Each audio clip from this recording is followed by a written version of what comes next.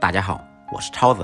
煮冰冻虾切记不要直接下锅煮，多加2步，虾肉不腥不柴，Q 弹又鲜嫩。对于我们远离海边的人来说，冰冻虾个儿大且便宜，性价比高，而且还可以冷冻到冰箱，随吃随取，非常方便。冷冻虾要想煮出来鲜嫩是需要技巧的，今天就跟大家分享冷冻虾的解冻以及烹饪的正确方法。通常解冻虾人们会采用常温解冻或者是用温水泡，其实那样就错了，这样会失去虾本身的风味以及鲜味。正确方法是冷冻虾从冰箱拿出来，常温静置10分钟，然后往虾的表面撒上一层薄薄的食用盐。大家都知道，道路结冰或者下雪的时候，往往都会撒一些盐，道理是一样的。撒盐不仅可以融冰，还有消毒杀菌的作用。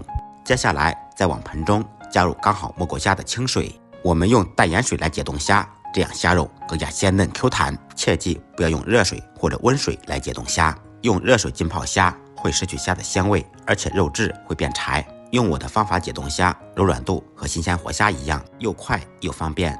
接下来我们简单处理一下，用剪刀剪掉虾腔、虾须、虾脚，全部处理完以后，简单冲洗一下，放入大盆中。因为冷冻虾腥味比较大，所以还需要多加一步，放入1小把姜丝、少许胡椒粉、料酒或者黄酒，抓拌均匀，稍微腌制一会儿，去除虾的腥味。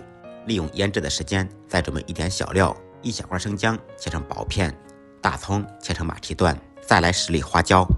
起锅做水，准备好的小料放入水中，加入1小勺盐，用勺子搅拌均匀，开大火把水烧开。水开以后煮1分钟，把小料的香味煮出来。